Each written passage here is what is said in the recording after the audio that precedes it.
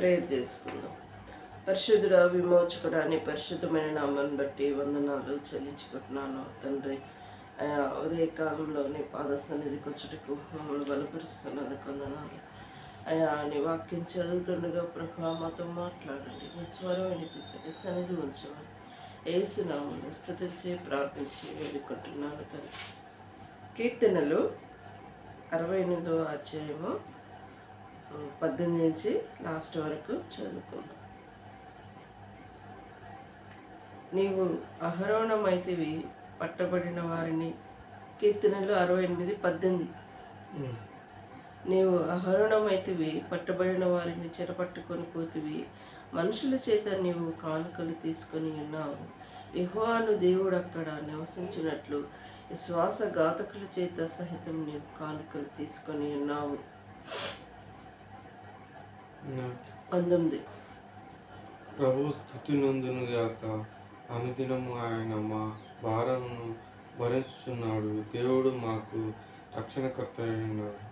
దేవుడు మా పక్షమున పూర్ణ రక్షణ కలుగజేయు దేవుడై ఉన్నాడు. మరణం తప్పించుట ప్రభువైన యెహోవా వశము.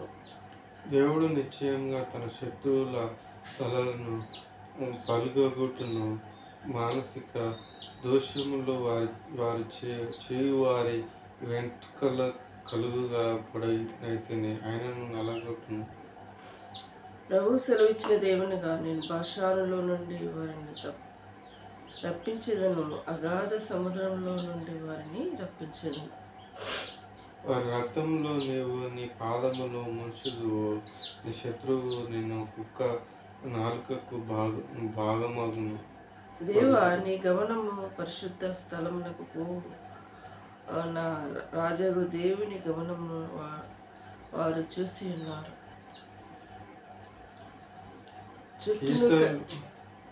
చుట్టూను కన్నికలను తంబులను వాయించుచుండగా. 25. ఇటు కీర్తనలు పాడువారు ముందర నడిచిరి. తంతివాద్యములు వాయించువారు వెనక వచ్చేదరు. సమాజంలో దేవుని స్తుతించుడి. ఇశ్రాయేలులో నుండి ఉద్భవించిన వారులారా ప్రభువును స్తుతించుడి. కుష్ఠుడు బాణమీలు అను వారి ఏలియక అచ్యుత ఉన్నారు. యూదా అధిపతులు పరివారి ముచ్చటకు ఉన్నది. జెబూలూను అధిపతులు నాప్తీయులు అధిపతులను ఉన్నారు.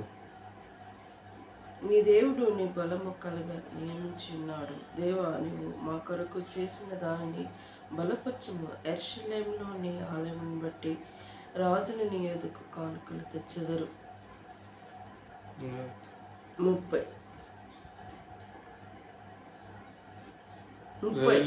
రైల్లోని మృగమును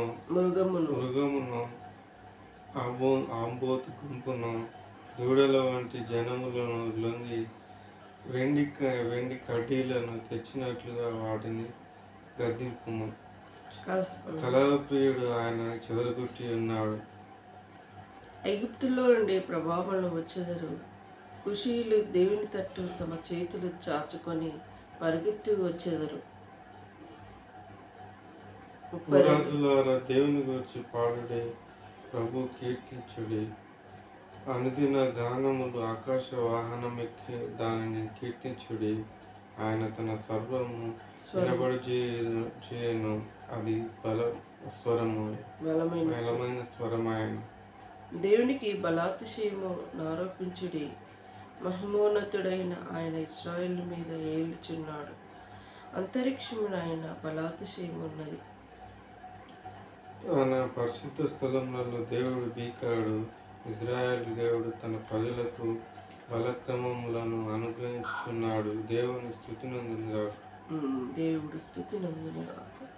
ఇందులో దేవుని మాటలు మరి 32వ వచనంలో, భూపతులారా భూరాజులారా దేవుని గూర్చి పాడుడి, ప్రభుని కీర్తించుడి. అనాదిగానున్న ఆకాశవాహనం ఎక్కువని కీర్తించుడి. ఈయన తన స్వరము వినబడజేయును. అది బలమైన స్వరము. దేవునికి బలాతిశయము ఆరోపించుచుడి. మహిమోన్నతుడైన ఆయన ఇశ్రాయేలు మీద ఏలుచున్నాడు. అంతరిక్షంలో ఆయన బలాతిశయం ఉన్నది. మరి దేవుడు ఆనాటి నుండి ఈనాటి వరకు నిన్న నేడు ఏకరీతిగా ఉన్నాడు. మానవులమైన మనమే తప్పి ఉన్నాము. మనం వచ్చే ఆలోచనలు, తలంపులు, దుష్ట ఆలోచనలు ఎన్నో విధంగా ఉన్నాయి. ఇప్పుడు మంచిగా ఉన్న తర్వాత ఏదో దుష్టుడు అపవాది మన హృదయంలో జరబడి చేయలేని పనులన్నీ చేసుకొస్తూ వస్తూ ఉంటారు. అందుకోసమే మనం అపవాదికి చోటు ఇవ్వకూడదు. మన ఆలోచనలు ఎలా ఉన్నాయి, తలంపులు ఎలా ఉన్నాయి, మన మందిరానికి వెళ్ళినప్పుడు మన ప్రవర్తన ఎలా ఉంది అని చూసుకోవాలి. మన ప్రవర్తన మనము క్వశ్చన్ వేసుకోవాలి. మన అంతరాత్మ, మన హృదయం, మన తలంపు మనం క్వశ్చన్ వేసుకుంటే ఇతరులను పరీక్షించే సమయం మనకు ఉన్నది ఉండదు.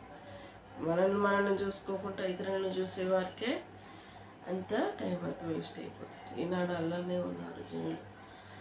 వీరి వారి తప్పులు ఎంచుకుంటూ చూస్తూ ఉంటారు.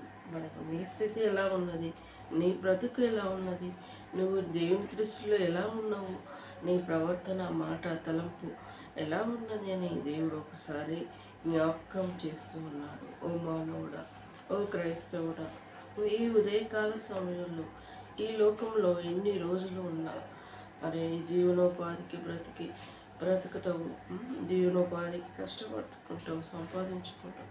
ఓకే, అది మానవునికి అవసరం లేకుండా ఈ లోకంలో ఏది ఉండదు. మనము బయటికి వెళ్ళి ప్రయాణం చేయాలన్నా మరి ఒక ఆశ ఉంటుంది మానవునికి. సైకిల్ ఉన్నోడికి మరి నడిచిపోయేటానికి ఏం ఆశ ఉంటుంది? కనీసం సైకిల్ అయినా దొక్కుంటే బాగుంటురా అని నడిచి అలసిపోతాడు. కాబట్టి సైకిల్ అయితే తొందరగా వెళ్ళగలని ఆలోచన ఉంటుంది. ఇక సైకిల్ తీసుకున్నాక ఏ ఆలోచన వస్తుంది? ఇక కాళ్ళన్నీ పెట్రోల్ పోసుకుంటే ఒక్క అర్ధగంటలో పోయొచ్చు, పావుగంట పోవచ్చు, అలాంటి ఆలోచన. ఆ తర్వాత బండి తీసుకుంటాం, ఆ తర్వాత కారు తీసుకునే స్టేజ్కి వస్తుంది. ఈనాడు మానవుడు అలానే ఉన్నాడు.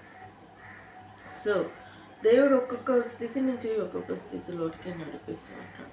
మానవుకున్న తలంపు ఆలోచనలో మన ఆశీర్వదిస్తూ వస్తూ ఉంటాడు. కానీ మానవునికి మరి ఈ లోకంలో సంపాదించుకొని ఈ లోకంలో బ్రతికి ఈ లోకంలో ఉండవని చెప్పాడా? కాదు. ఎన్ని రోజులున్నా ఇది విడిచిపెట్టాల్సిందే.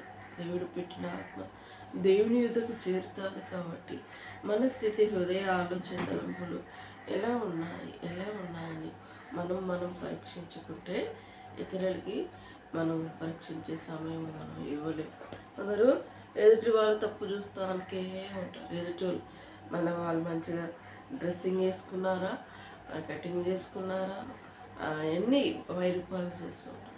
అయ్యో, దేవుని మందిరానికి వచ్చాడు, ఆయన ఒక్క దినము అక్కడ కూడా 1000 దినముల కంటే శ్రేష్టము మరి అని ఆలోచించి వాడి హక్కులు చేసుకొని ప్రార్థన చేసి వారికి యోగక్షేమాలకు తెలుసుకుంటే అది గొప్ప సంతోషం. అది తెలుసుకోరు. 1000 రూపాయలు చూస్తూ ఉంటారు. 1000 రూపాయలు చూసి మాట్లాడేవారుగా ఉన్నారు. ఇలాంటి కొన్ని సంఘాలలో అలానే ఉన్నారు. అలా ఉండిపోతారు. దేవుని మందిరము మరి ఎంతో ఏడ్చేవారికి, ఆదరణ లేని వారికి మరి సహాయం చేసే మందిరంగా ఉండాలి. మరి అలా ఉంటే ఇతరులకి మనం ఆదరించేవారుగా ఉంటాము. మరి సంఘాలు, చర్చీలు ఇలాంటి తయారైనాయి. మరి చర్చీలు అలాంటి తయారైనాయి. ఆత్మల విషయమే భారం లేదు, స్వార్థ విషయమే కొందరికి భారం ఉంటుంది, కొందరికి ఉండదు. కొందరు మనమే మన కుటుంబమే రక్షణలో అదే సంతోషం అని ఆలోచిస్తుంది. కాదు, నువ్వు బ్రతికే స్థలంలో, నీ ఇంట్లో, నీ ప్రాంతంలో, నీ ఊరిలో మరి నీ రక్త సంబంధంలో వారి కోసం ప్రయాసపడుతున్నావు, వారి కోసం ప్రార్థిస్తున్నావు. కొన్ని సందర్భాలు మనం చెప్పి వదిలేస్తూ ఉంటాం. కొన్ని సందర్భాల్లో వారి కోసం ప్రార్థన చేసి మర్చిపోతూ ఉంటాం. సో మర్చిపోయినా దేవుడు మర్చిపోడు, నేను లెక్కలో అనుకుంటా. కానీ మన దేవుడు మనల్ని చూసేవాడుగా ఉంటాడు, మనల్ని ఆలకించేవాడుగా ఉంటాడు. మన జీవితాలు ఇలానే మోడు బారినగా ఉంచడు, ఆయన మహిమ తెచ్చుకునేవాడుగా ఉంటాడు. మరి ఆయనకి కీర్తి ఘనతలు ప్రభావం చెందేవారుగా ఉంటాడు, ఉంచుకునేవారుగా ఉంటాడు. మన జీవితంలో మన కుటుంబంలో మనము ఎన్ని సంవత్సరాలు వేచినాం అంటే అది దేవుని కృప. మరి మనకంటూ ఒక సమయం కోసం కనిపెడుతున్నాం, కానీ తెలియని వారు ఏమనుకుంటారు? ఒక్కొక్కరు ఒక విధంగా అనుకుంటూ ఉంటారు. మనం వారిని లెక్క చేయకూడదు. దేవునికి వెంబడిస్తున్నాం.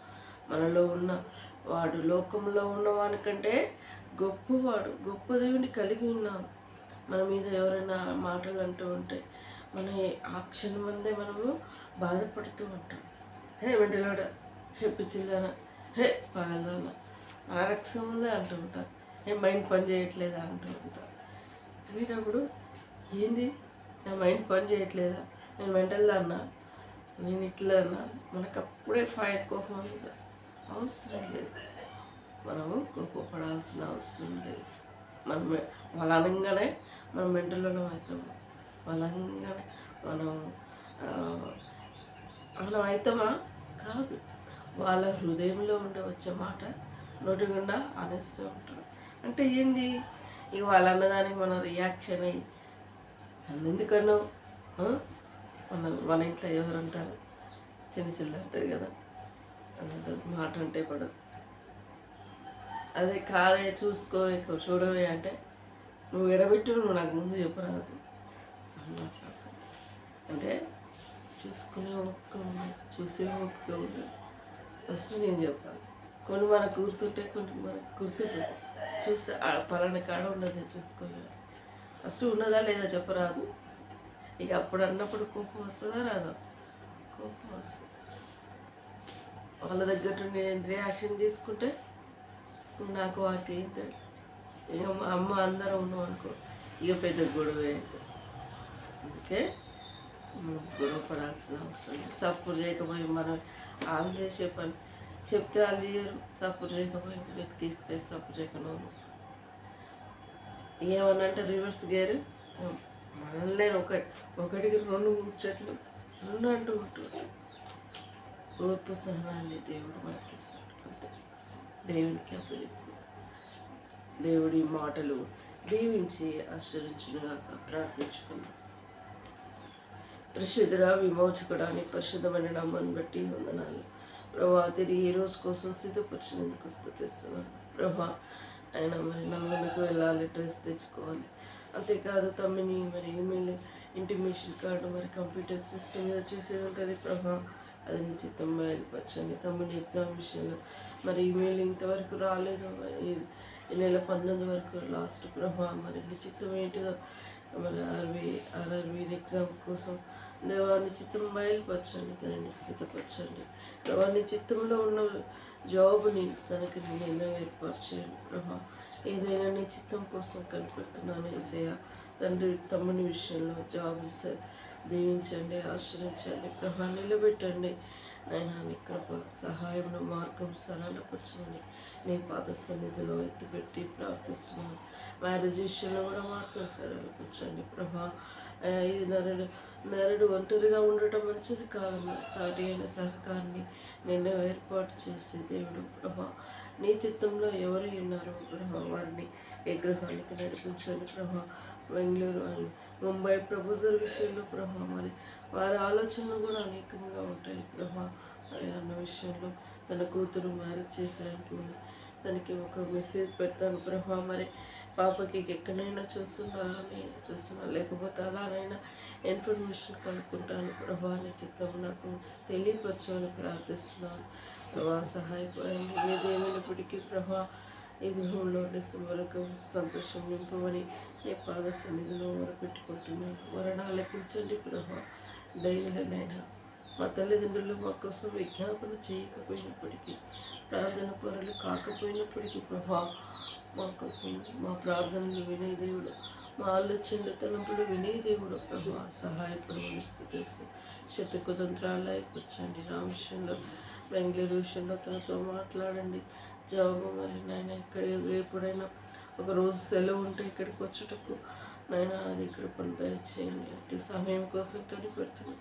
ఎంగేజ్మెంట్ కార్యం జరుగుటకు గృహంలో సంతోషాన్ని నింపమని ప్రార్థిస్తున్నాను. నేను నామానికి మహిమ తెచ్చుకో ప్రభా. మరలా నేను గ్రూప్ 1కి సిద్ధపడేటకు నన్ను బలపరచండి దేవా. సహాయపడండి, అన్ని విషయాలు సహాయపడండి. కావలసిన మెటీరియల్స్ అయినా కృపను సహాయములు దయచేయమని ప్రార్థిస్తున్నాను. అయినా కృప దయచేయండి. నిరంజ విషయంలో ప్రియుడికి జాబ్ నేను ఏర్పాటు చేయండి. వీడికి కావాల్సిన అక్కర్లని తీర్చండి. కావ్య మాస్టర్ జాబ్ నిర్ణయం ఏర్పాటు చేయండి ప్రభా. బిడ్డలు దేవ త్రుటి లేకుండా నీ కాపుదల భద్రతలో వారిని ఉంచండి. నవీమ విషయంలో కృపలో వద్దపరుచుకోండి. శోధన నుండి సంపూర్ణంగా విడుదల దయచేయండి ప్రభా. నీ మార్గం చూపించండి. శత్రు సాతాను తలను చితుకదొక్కండి దేవా. ఈ లోకంతో స్నేహం, దేవునితో వైరమని మీరు ఎరగరా అన్నావు ప్రభా. బిడ్డలు ఈ లోకంతో స్నేహం చేయకుండా నీ కాపుదల భద్రతతో ఉంచమని నీ పాద సన్నిధిలో ఎత్తుపడుతూ ఇంతవరకు చేసిన మేలు బట్టి స్థుతిస్తూ నిన్నే కొనియార్త పూజిస్తూ ఆరాధించుకుంటూ ఆయా జ్ఞాపకం చేసుకోండి. ఈరోజంతే సమయం దీవించి ఆశ్రయించుకోండి. చెంచల విషయంలో, తన భర్త జాబ్ విషయంలో, తన కుటుంబాన్ని రక్షణలోనికి నడిపించండి ప్రభా. నేను నమ్ముకునే కృపను భాగ్యమును వారికి దయచేయమని కోరుకుంటున్నాను. శత్రు సాతాను తన నజరేయుని యేసు నామములో బంధిస్తున్నాను. ఇంతవరకు చేసిన మేలును బట్టి స్థుతిస్తూ నిన్నే కొనియార్త పూజిస్తూ ఆరాధించుకుంటూ తగ్గించుకుంటూ నీ నామం హెచ్చించుకుంటూ యేసు దివ్యమైన నామంలో స్తుతించి ప్రార్థించి వేడుకుంటున్నాను తండ్రి. యేసు రక్తమే జయం, సిల్వ రక్తమే జయం. యేసు నామ సంపూర్ణ విజయం కలుగునుగాక. అపోది క్రియలనంత నాశనమగునుగాక.